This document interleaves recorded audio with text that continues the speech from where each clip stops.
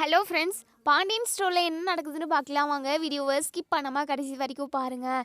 இப்போது பாக்கியம் வீட்டு முன்னாடி ஒரு வண்டி வந்து நின்று வண்டியில் உள்ள பொருளை எல்லாமே அந்த டிரைவர் வந்து ஒவ்வொன்றா இறக்கி வச்சுக்கிட்டு இருக்காங்க. இதை பார்த்த பாக்கியம் இருந்துட்டு, என்ன இது நம்ம வீட்டு முன்னாடி வந்து நின்று என்னமோ பொருளை இறக்கிக்கிட்டு இருக்காரு இவர் அப்படின்னு சொல்லிட்டு, என்னவா இருக்கும், ஒரு வேளை இவர் ஏதாவது ஆர்டர் போட்டிருப்பாரோ யோ அப்படின்னு சொல்லிட்டு இங்கே அவங்க புருஷனை கூப்பிட்டுக்கிட்டு இருக்கவும், மாணிக்கம் உள்ளேருந்து வெளியே வந்து என்ன பாக்கியம் அப்படின்னு சொல்லி கேட்கவும், அங்கே பாரியா ஏதோ பொருளெல்லாம் இறக்கிக்கிட்டு இருக்காங்க, ஏதாவது பொருள் இது ஆர்டர் போட்டே என்ன அப்படின்னு சொல்லிட்டு, என்ன பாக்கியம் என்ன பார்த்தா இந்த கேள்வி கேட்குற, என்கிட்ட ஆர்டர் போடுற மாதிரி அந்த அளவுக்கு என்கிட்ட எங்கே பணம் இருக்குது பாக்கியம் அப்படின்னு சொல்லிட்டு, அதுவும் சரிதான், போய் உன்னை கேட்டேன் பாரு, சரி வாயா என்ன ஏதுன்னு கேட்போம் அப்படின்னு சொல்லிட்டு ரெண்டு பேருமா போயிட்டு அந்த டிரைவர்கிட்ட எதுக்காக எங்கள் பொருளை இறக்கிக்கிட்டு இருக்கீங்க அப்படின்னு சொல்லி கேட்கவும், அவங்க சொல்கிறாங்க, பாண்டியன் குடும்பத்திலேருந்து இந்த பொருளை எல்லாமே கொடுத்து விட்டுருக்காங்க, உங்கள் பொண்ணோட திங்ஸ் எல்லாமே இருக்குது அப்படின்னு சொல்லிட்டு. இதை கேட்ட எங்கள் பாக்கியம் வெளவெளுத்து போயிடுறாங்க, புரிஞ்சுக்கிட்டாங்க இப்போது எதுக்காக வந்திருக்கு அப்படின்னு சொல்லிட்டு. மயிலோட மொத்த பொருளையுமே இறக்கவும் ஒவ்வொன்றா பார்த்துட்டு பாக்கியத்துக்கு படபடங்குது. ஆனால் இங்கே பாருங்கண்ணே, இந்த பொருளெல்லாம் நீங்கள் வண்டியிலே இருக்கட்டும், இந்த பொருளை கொண்டு போயிட்டு மயிலோட மாமியார் வீட்டிலே வச்சுடுங்க, ஏன்னா என் பொண்ணு அந்த வீட்டில் தான் வாழ போகிறா, எல்லா பொருளையும் கொண்டு வந்துட்டா என்ன அர்த்தம் அப்படின்னு சொல்லிட்டு. இங்கே பாருங்கம்மா, என்னை எதுவும் கேட்காதீங்க, எனக்கு எதுவும் தெரியாது, அவங்க கொண்டு வந்து இங்கே இறக்க சொன்னாங்க, நான் என் வேலையை தான் பார்த்துக்கிட்டு இருக்கேன், இது விஷயமா நீங்கள் அவங்கக்கிட்டே பேசிக்கோங்க அப்படின்னு சொல்லிட்டு பொருள் ஒவ்வொன்றா இறக்கிட்டு அவங்க பாட்டுக்கு கிளம்பி போயிடுறாங்க. இங்கே பாக்கியத்துக்கு பயங்கர டென்ஷனாக இருக்குது. உடனே இங்கே வீட்டுக்குள்ளே வந்துடுறாங்க. வீட்டுக்குள்ளே வந்து இங்கே நம்ம கோமதிக்கு கால் பண்ணுறாங்க. கோமதி ஃபோனவே அட்டன் பண்ண மாட்டேங்கிறாங்க. இங்கே நம்ம மயிலும் சுடரும் அப்போ தான் வராங்க. என்னம்மா அவ்வளோ தீவிரமாக யாருக்கோ கால் பண்ணிக்கிட்டு இருக்க அப்படின்னு சொல்லிட்டு சுடர் கேட்கவும், சுடர், மயிலோட மாமியார் வீட்டிலேருந்து மயிலோட மொத்த பொருளுமே இங்கே வந்திருக்குடி, துணி மணின்னு குண்டூசிலேருந்து பெரிய பீரோ வரைக்கும் நான் என்னெல்லாம் போட்டனோ அது எல்லாமே கொண்டு வந்து இறக்கிக்கிட்டு இருக்காங்கடி, அதான் என்ன எதுன்னு கேட்கலான்னு சொல்லிட்டு மயிலோட மாமியாருக்கு கால் பண்ணால் அவங்க ஃபோனவே எடுக்க மாட்டேங்கிறாங்க அப்படின்னு சொல்லிட்டு. என்னம்மா சொல்கிற அப்படின்னு சொல்லிட்டு மயில் ரொம்பவே பதட்டமாக வெளியே வந்து பார்க்குறாங்க. எல்லாமே செருப்புலேருந்து அவங்க துணி மணின்னு ஒட்டுமொத்த துணியுமே ஒட்டுமொத்த அவங்க திங்ஸ் எல்லாத்தையுமே கொண்டு வந்து அங்கே போட்டு வச்சுருக்காங்க. அதெல்லாம் பார்த்தா மயில் பயங்கரமாக அழுகுறாங்க. ஐயோ போச்சு, என் வாழ்க்கை ஒட்டுமொத்தமாக போச்சு, இனிமேல் அந்த குடும்பத்துக்கும் எனக்கும் எந்த ஒட்டும் உறவும் இல்லைன்னு சொல்லிட்டு தான் இப்படியெல்லாம் பண்ணிக்கிட்டு இருக்காங்க, இனிமேல் நான் எதுக்காகவுமே அங்கே போய் நின்றக்கூடாதுன்றதுக்காக தான் என்னுடைய திங்ஸ் எல்லாத்தையுமே அவங்க அனுப்பி வச்சுட்டாங்க. அம்மா, என்னை சரவணன் மாமா கூட ஒன்று சேர்த்து வாழ வைக்கிறேன்னு சொல்லிட்டு நீ சொல்லிக்கிட்டே இருந்த, ஆனால் அதெல்லாம் எதுவுமே நடக்க போகிறது கிடையாது, உன் கூட சேர்ந்துக்கிட்டு நான் எக்கச்சக்கமான பொய்யை சொன்னதுனால தான் இன்னும் அவங்களுக்கு கோவம் அதிகமாகி என்னுடைய பொருள் எல்லாமே இப்போ அனுப்பி வச்சுட்டாங்க. இப்போ அவருக்கும் எனக்கும் டிவோர்ஸ் நடக்கிறது மட்டும்தான் மிஞ்சமே, அதுவும் நடந்து முடிஞ்சிடுச்சு அப்படின்னா அப்படிதான், இனிமேல் நான் உயிரோடு இருந்து என்னம்மா பிரயோஜனம் அப்படின்னு சொல்லிட்டு பாக்கியம் சொல்கிறாங்க. இங்கே பாரு மயில், நீ இதுக்கெல்லாம் பயந்து கலங்கி நிற்காத மயில், நான் பார்த்துக்கிறேன், அது எப்படி உன்னை அவ்வளோ அசால்ட்டாக விவாகரத்து பண்ணிட முடியும், அவங்களால முடிஞ்சது இது மட்டும்தான், இந்த திங்ஸ் எல்லாம் கொண்டு வந்து போட்டது மட்டும்தான், மற்றபடி உன்கிட்டேருந்து உன் புருஷனை யாராலும் பிரிக்க முடியாது, நீ கவலைப்படாத அப்படின்னு சொல்லிட்டு.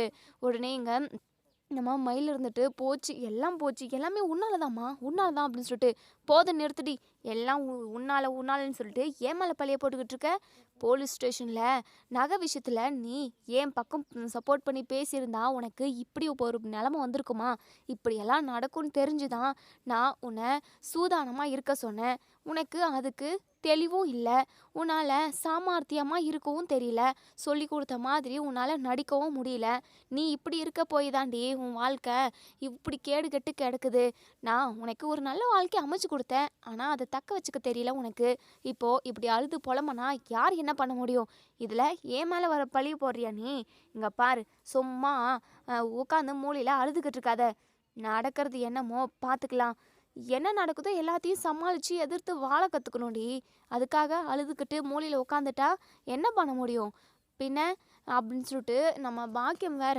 பயங்கரமாக கத்திக்கிட்டு இருக்காங்க. மயிலுக்கு என்ன பண்ணுறதுன்னே தெரியல. இல்லை நான் இப்போவே என் அத்தை வீட்டுக்கு போகிறேன், என்ன ஏதுன்னு கேட்குறேன். கண்டிப்பாக அவங்க என்ன மன்னிச்சு ஏற்றுப்பாங்க. அவங்க கையில் காலில் விழுந்தாவது நான் இங்கே இருக்கிறேன். இனிமேல் உன் வீட்டுக்கு நான் வரமாட்டேம்மா. நான் எதுக்காக இங்கே வரணும், என் புருஷன் வீட்டுக்கே நான் போகிறேன் அப்படின்னு சொல்லிட்டு இங்கே நம்ம மயில் வந்து போகவும் உடனே மாணிக்கம் இருந்துட்டு, இங்கே பாருமா மயில், நீ போனால் கூட அவங்க யாருமே ஏற்றுக்கவே மாட்டாங்க. ப்ளீஸ் மயிலு நீ போகாத, நம்ம எதுவாக இருந்தாலும் கோர்ட்டில் பார்த்துக்கலாம் அப்படின்னு சொல்லிட்டு. இல்லை இல்லை, கண்டிப்பாக நான் எங்கேயும் வரமாட்டேன். கோர்ட்டுக்கு போனால் கண்டிப்பாக எனக்கும் அவருக்கும் விவாகரத்து பண்ணிடுவாங்க. நம்ம அப்படிப்பட்ட பொய்யை சொல்லி வச்சுருக்கோம், அந்த குடும்பத்தை ஏமாற்றிருக்கோம். எல்லா தப்புமே நம்ம மேலே இருக்கிறப்போ கண்டிப்பாக நம்ம தான் அவங்க காலில் போய் விழணும் அப்படின்னு சொல்லிட்டு எங்கள் மயில் வந்து போகவும் பாக்கி இருந்துட்டு, யோ போனால் போயிட்டு போகிறா இரியா அப்படின்னு சொல்லிட்டு இங்கே மாணிக்கம் இருந்துட்டு, இங்கே பாரு பாக்கியம், இப்படியெல்லாம் விட்டுறக்கூடாது. மயில் ரொம்ப மனசு கஷ்டத்தில் இருக்கா. இந்த மாதிரி டைமில் அந்த வீட்டுக்கு போயிட்டு அவங்க ஏதாவது பேச போய் மயிலுக்கு ஏதாவது ஆயிடுச்சுன்னா நம்ம என்ன பண்ண முடியும். நம்ம அவள் கூடவே இருக்கணும். அவளோட வாழ்க்கையை சரி செஞ்சு வைக்க வேண்டிய பொறுப்பு நமக்கு இருக்கு பாக்கியம். இப்படியா அவளை நடுத்தெருவில் விட்டுடக்கூடாது. வா பாக்கியம், நம்மளும் கூடவே போகலாம். யோ அங்கே போனால் பிரச்சனை தான் ஏன் வரும், நம்மளை ரொம்பவே அசிங்கமாக நடத்துவாங்க. வீட்டை விட்டு போன்னு சொல்லிட்டு கத்துவாங்கய்யா. அதெல்லாம் எனக்கு ரொம்ப அவமானமாக இருக்கும். ஏற்கனவே இவளால் பட்டதெல்லாம் போதும், போயிட்டு அவளே அனுபவிச்சுட்டு வரட்டுனியா, நம்மளாம் போகவே கூடாது அப்படின்னு சொல்லிட்டு. இங்கே பாரு பாக்கியம், இப்படியெல்லாம் நம்ம பிள்ளையை விட்டுறக்கூடாது அப்படின்னு சொல்லிட்டு இங்கே நம்ம மாணிக்கம் வந்து பாக்கியத்தோட கையை பிடிச்சிக்கிட்டு இங்கே மயில் பின்னாடியே போயிடுறாங்க. இன்னொரு சைடு இங்கே கோமதி பாண்டியன் கிட்ட சொல்கிறாங்க, ஏங்க அந்த ஃப்ராடுக்காரி பொம்பளை எனக்கு ஃபோன் பண்ணியிருக்காங்கங்க, நான் எடுக்கலை. அவகிட்டலாம் நமக்கு என்னங்க பேச்சு, மயிலோட மொத்த துணியையும் நம்ம கொடுத்து அனுப்பணும்ல, அதனால தான் என்ன ஏது ஏன் அனுப்பி வச்சுட்டீங்க அப்படின்னு சொல்லிட்டு கேட்குறதுக்காக பண்ணியிருப்பாங்க. நான் அவங்க ஃபோன் காலை அட்டன் பண்ணவே மாட்டேங்க அப்படின்னு சொல்லிட்டு பேசிக்கிட்டு இருக்க டைம்லேயே இங்கே நம்ம மயில் வந்து, அத்தை அத்தை மாமா அப்படின்னு சொல்லிட்டு ராஜி இது மீனான்னு சொல்லிட்டு ஒவ்வொருத்தர் பேராக கூப்பிட்டுக்கிட்டு இருக்காங்க. ரொம்பவே சத்தமாக அழுதுகிட்டே உள்ளே வரலான்னு உள்ளே வரவும், ஏய் நில்லுடி, உன் காலை எடுத்து உள்ளே வச்ச அம்புடுதான், உன் காலை வெட்டி உன் கையில் கொடுத்துருவேன்டி. ஏன்னா எந்த உரிமையில் நீங்கள் வந்து அத்தை அத்தைன்னு சொல்லிட்டு சும்மா ஏலம் போட்டுக்கிட்டு இருக்க. இங்கே பார், உனக்கு மரியாதையே இல்லை, எதுக்கு அப்படி திரும்ப எங்கள் வீட்டு வாசலில் வந்து கத்திக்கிட்டு இருக்க அப்படின்னு சொல்லிட்டு உடனே மயில் இருந்துட்டு, அத்தை என்னத்த, என் துணிமணியெல்லாம் கொடுத்து அனுப்பிட்டா இந்த வீட்டுக்கும் எனக்கும் எந்த சம்மந்தமும் இல்லைன்னு ஆயிடுமா? ஏன் அத்தை, நான் பண்ணது தப்பு தான் அத்தை, என்னை மன்னிச்சு ஏற்றுக்கோங்க அத்தை, இதுக்கப்புறம் நான் பொய்யே சொல்ல மாட்டேன் அத்தை, தயவு செஞ்சு என்னை ஏற்றுக்கோங்க அத்தை அப்படின்னு சொல்லிட்டு கெஞ்சுறாங்க. உடனே கோமதி இருந்துட்டு, இப்படியெல்லாம் கேட்குறதுக்கும் உனக்கு வெக்கமா இல்லை, சூடு சொரணுன்னு உனக்கு இருக்கா இல்லையா, உன் அம்மாவும் அப்பாவும் உனக்கு சோத்தில் உப்பு போட்டு கொடுத்தாங்களா இல்லையா அப்படின்னு சொல்லிட்டு இங்கே நம்ம கோமதி பயங்கரமாக திட்டுறாங்க. இங்கே மாணிக்கமும் நம்ம வாக்கியமும் எதுவுமே பேசாமல் சைலண்ட்டாக நிற்கவும், நம்ம மயில் மட்டும், அத்தை ப்ளீஸ் அத்தை, எங்கள் மேலே உங்களுக்கு கண்டிப்பாக கோவம் இருக்க தான் செய்யும், ரொம்ப தப்பு தான் அத்தை, உங்கள் குடும்பத்துக்கு மிகப்பெரிய துரோகத்தை செஞ்சுட்டேன், இதுக்கப்புறம் இனிமே இப்படி நம்ம குடும்பம் அசிங்கப்பட்டு நிற்கிற மாதிரி உங்கள் மனசு கஷ்டப்படுற மாதிரி நான் என்றைக்குமே நடந்துக்க மாட்டேன் அத்தை, தயவு செஞ்சு என்னை ஏற்றுக்கோங்க அத்தை, இனிமேல் நான் என் அம்மா வீட்டுக்கெல்லாம் போகவே மாட்டேன் அத்தை, நான் இங்கே தான் இருப்பேன், இது ஏன் வீடு, நான் வாழ வந்த வீடு அத்தை, ப்ளீஸ் அத்தை என்னை உள்ளே கூட்டிகிட்டு போங்க அத்தை, ப்ளீஸ் அத்தை அப்படின்னு சொல்லிட்டு கெஞ்சுறாங்க. என்னடி என்ன உரிமை கொண்டாடலான்னு சொல்லிட்டு வந்திருக்கியா, இங்கே பார், உன்னெல்லாம் செத்தே போனாலும் நான் உள்ளே கூட்டிக்க மாட்டேன் அப்படின்னு சொல்லிட்டு இங்கே நம்ம பாண்டியன்னு சைலண்ட்டாக நின்றுக்கிட்டு இருக்கவும் சரவணன் பயங்கர கோவமாக முறைச்சி பார்த்துக்கிட்டு இருக்காங்க. இப்போது இங்கே நம்ம மயில் இருந்துட்டு, மாமா நீங்களாவது சொல்லுங்கள் மாமா, நான் இனிமேல் எந்த தப்பு பண்ண மாட்டேன் மாமா, நீங்கள் சொல்லுங்கள் மாமா, மீனா ராஜி நீயாவது எனக்கு சப்போர்ட் பண்ணி பேசுங்க ப்ளீஸ், என் வாழ்க்கையை பற்றி நீங்கள் யாருமே கொஞ்சம் கூட யோசித்து பார்க்கல, என் அம்மாவும் என் அப்பாவும் தான் என் வாழ்க்கையை பற்றி கொஞ்சம் கூட யோசித்து பார்க்காம என்னென்னமோ பண்ணிட்டாங்க, எனக்கும் சரவணன் மாமாக்கும் விவாகரத்து நடந்துரும் அப்படிங்கிற ஒரு பயத்தில் தான் அவங்க போயிட்டு பொய்யான கம்ப்ளைண்ட் கொடுத்துட்டாங்க, மற்றபடி வேறு எந்த உள்நோக்கமும் கிடையவே கிடையாது, தயவு செஞ்சு என்னை ஏற்றுக்க சொல்லுங்கள் மீனா ப்ளீஸ், ராஜி நீயாவது சொல்லு ராஜி அப்படின்னு சொல்லிட்டு இப்போது நம்ம மீனா இருந்துட்டு, அத்தை மயிலாக்கா தான் இப்படி தூரம் சொல்கிறாங்கல்ல, அக்காவுக்கும் அவங்க அப்பா அம்மா போய் சொன்னதுக்கும் எந்த சம்மந்தமும் இருக்காது, அக்கா உண்மையாகவே பாவம், அக்காவோட வாழ்க்கை கெடுத்துடாதீங்க, அக்காவும் ஒரு பொம்பளை பிள்ளை தானே, அவங்களோட வாழ்க்கையை யோசித்து பார்த்து நீங்கள் ஒரு நல்ல முடிவுக்கு வரலாம்ல அப்படின்னு சொல்லிட்டு, போது நிறுத்தி மீனா, இந்த குடும்பத்துக்காக நீ நல்லது நினைக்கிறியா, இல்லை இந்த மயில் கூட சேர்ந்துக்கிட்டு எங்கள் குடும்பத்தை பழி வாங்கணும்னு நினைக்கிறியா? உன் மனசில் என்னதான் இருக்குது? இந்த குடும்பத்துக்கு அம்புட்டு பெரிய துரோகத்தை பண்ணிட்டு போன இவ வீட்டுக்கு போயிட்டு யாருக்கும் தெரியாமல் இவளுக்கு ஆறுதல் சொல்லிட்டு வந்திருக்க. அது மட்டும் இல்லாமல் இவ நகை நகை விஷயத்த தெரிஞ்சுமே நீ வீட்டில் உள்ள யார்கிட்டையுமே சொல்லலை. இப்போது இவளுக்கு வக்காலத்து வாங்கிக்கிட்டு இப்போ நின்றுக்கிட்டு இருக்கியா? இங்கே பாரு, தேவையில்லாமல் நீ என் பையனோட வாழ்க்கை விஷயத்தில் விளையாடணும்னு நினைக்காத. ஏன்னா என் பையன் ரொம்ப ரொம்ப பாவம். ஏன் இந்த ஃப்ராடுகாரியை பார்த்தா உனக்கு பாவமாக தெரியுது, சரவணனை பார்த்தா உனக்கு பாவமாக தெரியலையா? அவன் வாழ்க்கையை இழந்திருக்கான். அவன் எவ்வளோ நாளாக இந்த மயில்கிட்ட நரக வேதனையை அனுபவிச்சிருக்கான். போய் சொல்லி இந்த குடும்பத்தோட ஒட்டுமொத்த நிம்மதியுமே போக்கிட்டா. இவளுக்கு சப்போர்ட் பண்ணி நிற்கிறியா மீனா நீ? அப்போது சரவணனோட வாழ்க்கை உன் கண்ணு முன்னாடி வந்து நிற்கலையா? அப்படின்னு சொல்லிட்டு இங்கே நம்ம கோமதி பயங்கரமாக வெளுத்து வாங்குறாங்க. இதை எல்லாத்தையுமே நம்ம மயில் வந்து சொல்லவும், அத்தை எனக்காக மீனா பேச வந்து மீனாவை நீங்கள் திட்டாதீங்க, மீனாவுமே பாவம் இல்லை அப்படின்னு சொல்லிட்டு. ஓ, 2 பேருமா ஒருத்தர் மாற்றி ஒருத்தர் சப்போர்ட் பண்ணிக்கிறீங்களா? அப்போது நீங்கள் 2 பேரும் கூட்டு களவானீங்களா? அப்படின்னு சொல்லிட்டு உடனே மயில் இருந்துட்டு, ஐயோ அத்தை அப்படிலாம் சொல்லாதீங்க அத்தை அப்படின்னு சொல்லிட்டு மீனா எதுவுமே பேசாமல் சைலண்ட்டாக ஆயிடுறாங்க. இப்போது இங்கே நம்ம கோமதி இருந்துட்டு, இங்கே பாரு மயில், ஒழுங்கா இங்கேருந்து கிளம்புற வழியை பாரு அப்படின்னு சொல்லிட்டு உடனே இங்கே நம்ம மயில் இருந்துட்டு, இல்லத்த கண்டிப்பாக நான் இங்கேருந்து போகவே மாட்டேன், எனக்கு 2ல் ஒரு முடிவு தெரிஞ்சு ஆகணும், நான் இங்கே இருக்கணும் இல்லைனா என் உசுர் போகணும் அப்படின்னு சொல்லிட்டு. என்னடி என்ன மிரட்டுறியா? மிரட்டி பார்க்குறியா? நீ செத்தா கூட சாகு, அதை பற்றி எங்களுக்கு எந்த கவலையும் இல்லை. என் பையன் கூட நீ ஒன்று சேர்ந்து கடைசி வரைக்கும் வாழவே முடியாது, இதில் நாங்கள் உறுதியாக இருக்கோம், உனக்கும் என் பிள்ளைக்கும் எந்த ஒரு சம்மந்தமும் இல்லை அப்படின்னு சொல்லிட்டு கோர்ட்டில் விவாகரத்தை நாங்கள் வாங்க போகிறோம், அந்த பிளானில் தான் இருக்கோம். கோர்ட்டுக்கு நீங்கள் வருவீங்கள, கோர்ட்டில் பார்த்துக்கோங்க, எதுக்காக தேவையில்லாமல் எங்கள் வீட்டு முன்னாடி நின்று சும்மா பிரச்சனை பண்ணிக்கிட்டு இருக்கீங்க? ஏமா நீ என்ன உங்கள் பொண்ணை இங்கே சத்தம் போட விட்டுட்டு நீங்கள் வேடிக்கை பார்த்துக்கிட்டு இருக்கீங்க? 3 பேருமா பிளான் பண்ணி தான் வந்திருக்கீங்களா அப்படின்னு சொல்லிட்டு உடனே நம்ம பாக்கியம் எதுவுமே பேசாமல் நம்ம மயில் வந்து சொல்லிக்கிட்டே இருக்காங்க. இங்கே பாருங்க அத்தை, தயவு செஞ்சு நீங்கள் என்னை ஏற்றுக்கணும், அப்படி இல்லைனா என் உசுரை நான் இங்கே விட்டுருவேன் அப்படின்னு சொல்லிட்டு. இங்கே பாரு, அதை பற்றி எனக்கு கவலையே இல்லை அப்படின்னு சொல்லிட்டு எல்லாருமா உள்ளே போயிட்டு கதவை லாக் பண்ணிக்கிறாங்க. மயில் அத்தை கதவை திறங்க அத்தை அப்படின்னு சொல்லிட்டு ரொம்ப சத்தம் போட்டு கூப்பிட்டுக்கிட்டே இருக்காங்க. பாக்கியம் இருந்துட்டு, பாத்தியா இந்த அவமானமெல்லாம் நமக்கு தேவையா? அதனால தான் நான் அங்கே சொன்னேன், எதுவாக இருந்தாலும் நம்ம கோர்ட்டில் பார்த்துக்கலாம் வாடி அப்படின்னு சொல்லிட்டு. ஆனால் நீ இவங்க காலில் கையில் விழுந்தாவது இந்த வீட்டுக்குள்ளே போயிடுறேன்னு சொல்லி வந்த. ஆனால் இவங்களுக்கு கொஞ்சமாவது இறக்க மனசு இருக்கா? இறக்கன்றது ஏதாவது இருக்கா? எதுவுமே இல்லைல்ல. இங்கே பார், நம்ம எதுவாக இருந்தாலும் கோர்ட்டில் பார்த்துக்கலாம் மயில், வா மயில், கண்டிப்பாக சரவணனும் நீயும் ஒன்று சேர்ந்து வாழ்வீங்க, அதுக்கான வழியை நான் எல்லாத்தையுமே நான் பண்ணுறேன் வா அப்படின்னு சொல்லிட்டு கூப்பிடுவோம். இல்லைம்மா நான் இங்கேருந்து நகரவே மாட்டேன், இனிமேல் நான் உயிரோடவே இருக்க போகிறதில்ல அப்படின்னு சொல்லிட்டு. என்னடி பேசிக்கிட்டு இருக்க அப்படின்னு சொல்லிட்டு. அம்மா நீ கொஞ்ச நேரம் அமைதியாக இருமா அப்படின்னு சொல்லிட்டு உடனே நம்ம மயில் ரொம்பவே வேகமாக அங்கேருந்து ஓடி போகிறாங்க. பின்னாடியே நம்ம பாக்கியமும் மாணிக்கமும் கத்திக்கிட்டே, மயில் நில்லு மயில் அப்படின்னு சொல்லிட்டு. இப்போது நம்ம பாக்கியமும் மாணிக்கமும் பார்க்காத அளவுக்கு அவங்க ஓடி போயிட்டு ஒரு வழியில் போகவும், இங்கே பாக்கியமும் நம்ம மாணிக்கமும் இன்னொரு வழி மாறி போயிடுறாங்க. இப்போது நம்ம மயில் வந்து ஒரு மெடிக்கலுக்கு போயிட்டு விஷம் வாங்கிக்கிறாங்க. எதுக்காக அப்படின்னு சொல்லிட்டு அந்த மெடிக்கல்காரவங்க கேட்குறது. அப்போது இது தேவைப்படுது, பூச்செடியெல்லாம் நிறைய புழுகு வச்சிருக்கு, அதெல்லாம் மருந்து அடிக்கணும் அப்படின்னு சொல்லிட்டு போய் சொல்லி அந்த விஷயத்த, அதாவது மருந்தை வாங்கிட்டு வராங்க.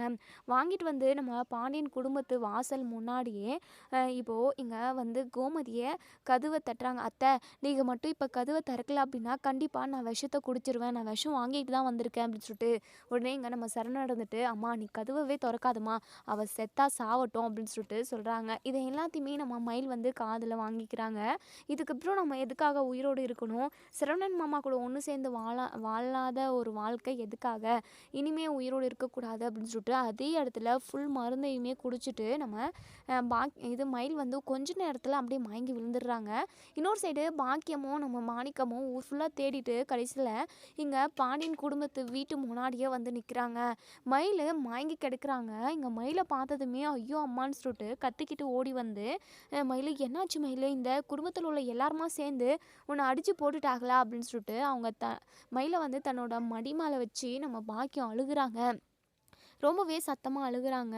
பார்த்தீங்களாங்க, மயிலை கொன்று போட்டுட்டு எல்லாருமா குடும்பமாக வீட்டில் உட்காந்துக்கிட்டு இருக்காங்க. இவங்களை யாருமே சும்மா விடக்கூடாது, மயிலுக்கு ஏதாவது ஒன்று ஆகட்டும் அப்புறம் இருக்குது அப்படின்னு சொல்லிட்டு மயிலு எந்திரி மயிலு எந்திரி மயிலுன்னு சொல்லிட்டு ரொம்பவே சத்தமாக பேசிக்கிட்டு இருக்கவும், இன்னொரு சைடு கோமதியோட அம்மா அவங்க வந்து பார்க்குறாங்க. என்னாச்சு அப்படின்னு சொல்லி கேட்குறப்ப தான் இங்கே நம்ம பாக்கியம் இருந்துட்டு என்னாச்சுன்னே தெரியல, உங்கள் பொண்ணு குடும்பத்தில் உள்ளவங்க தான் எல்லாருமா சேர்ந்துக்கிட்டு என் பொண்ணை என்ன பண்ணாங்களே தெரியல, என் பொண்ணு மயக்கம் போட்டு கிடக்குறா, என் பொண்ணுக்கு மட்டும் ஏதாவது ஆச்சுன்னா ஒட்டுமொத்த குடும்பத்தவே நான் விடமாட்டேன், தீ வச்சு கொளுத்திடுவேன் அப்படின்னு சொல்லிட்டு இங்கே பாக்கியம் வந்து சத்தம் போடவும், உடனே இங்கே நம்ம கோமதியோட அம்மா போயிட்டு ஓடி போயிட்டு தண்ணி கொண்டு வந்து மயிலோட முகத்தில் தெளிக்கிறாங்க. ஆனால் மயில் வந்து எந்திரிக்கிறதில்ல. கொஞ்ச நேரத்தில் மயில் வாயிலிருந்து பிளட்டு நிறைய வருது. அதை பார்த்த நம்ம பாக்கியம் வந்து பதறி போகிறாங்க. உடனே இங்கே நம்ம கோமதியோட அம்மா இருந்துட்டு, ஏம்மா கோமதி, கதிரு, ராஜி அப்படின்னு சொல்லிட்டு எல்லாருமே கூப்பிடவும், அதுக்கப்புறம் தான் இங்கே நம்ம அப்பத்தாவோட வாய்ஸ் கேட்குது அப்படின்னு சொல்லிட்டு எல்லாருமா வெளியே வராங்க. இங்கே மயில் மயங்கி கிடக்கவும் வாயில் பிளட்டெல்லாம் இருக்கிறத பார்த்த நம்ம கோமதி பயங்கரமாக அதிர்ச்சி ஆயிடுறாங்க.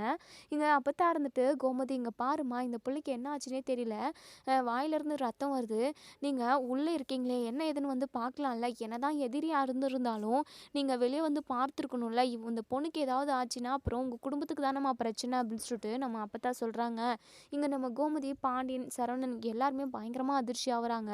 சரவணன் வந்து சொல்கிறாங்க, அம்மா இதுவும் ஒரு நடிப்பாக இருக்குமா, இப்படியெல்லாம் நடித்தா நம்ம இவளை வீட்டுக்குள்ளே சேர்த்துப்போம் அப்படின்றதுனால இவன் இப்படி ஒரு நாடகத்தை நடத்திக்கிட்டு இருக்கா, மற்றபடி வேறு ஒன்றுமே இல்லை அப்படின்னு சொல்லிட்டு இப்போது இங்கே நம்ம பாக்கியம் இருந்துட்டு மாணிக்கத்துக்கிட்ட, ஐயோ இங்கே பாரியா, நம்ம இப்போ சைலண்ட்டாகவே இருக்கக்கூடாது, மயிலோட வாயில் பிளட்டாக வருது, நிறைய வருது, இதுக்கப்புறமும் நம்ம அமைதியாகவே இருந்தோம்னா நம்ம பிள்ளையை நம்ம கண்ணில் பார்க்க முடியாமல் போயிடும், நீ உடனே ஆம்புலன்ஸ்க்கு கால் பண்ணு அப்படின்னு சொல்லிட்டு இப்போது மாணிக்கமுமே 108க்கு கால் பண்ணி உடனே வர சொல்கிறாங்க. இங்கே ஆம்புலன்ஸுமே வந்துடுது. நம்ம மயிலை தூக்கி போட்டுக்கிட்டு ஹாஸ்பிட்டலுக்கு கிளம்பி போயிடுறாங்க.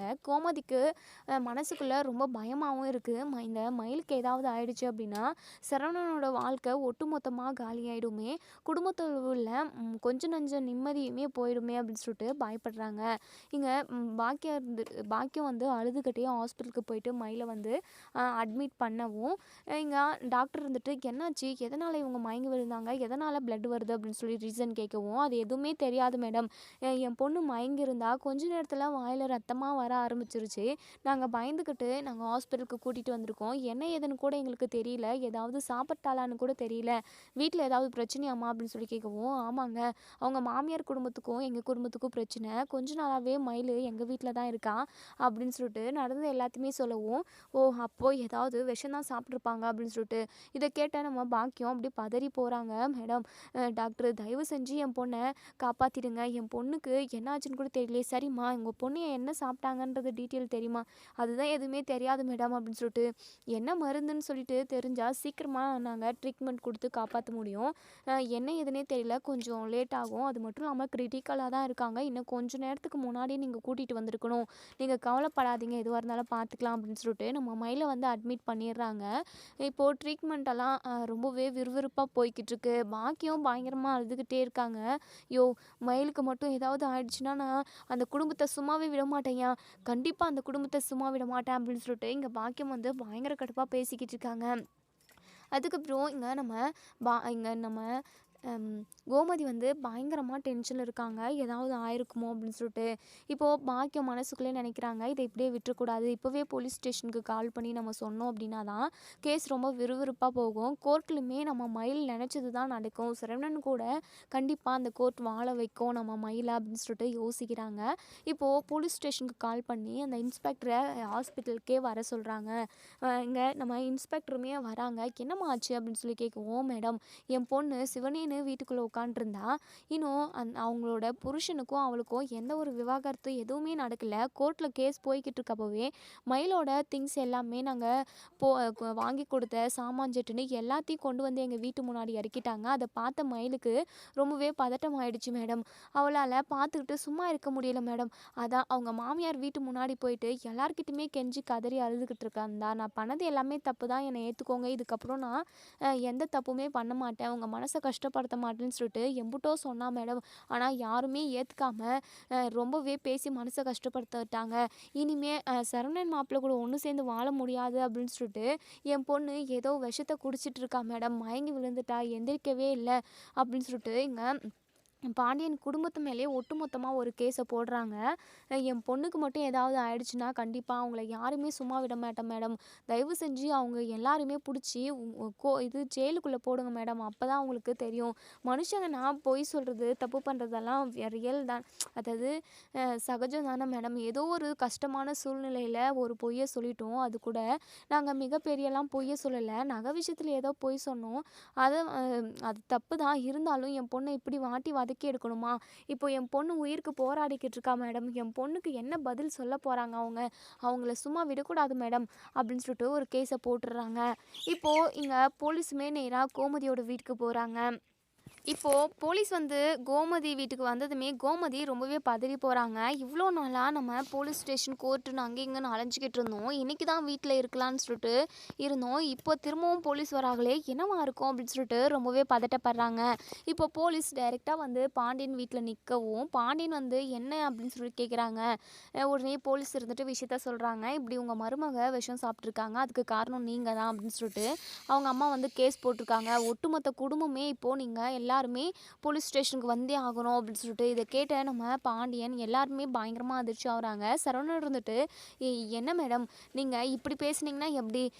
அவங்க விஷத்தை குடிச்சதுக்கு அதுக்கு நாங்கள் எப்படி காரணமாக முடியும்? எங்கள் மேலே எந்த தப்புமே இல்லை, நீங்களே பார்த்தீங்கல்ல நகை விஷயத்தில் கூட அவங்க எப்படியெல்லாம் ஏமாத்துனாங்கன்னு சொல்லிட்டு.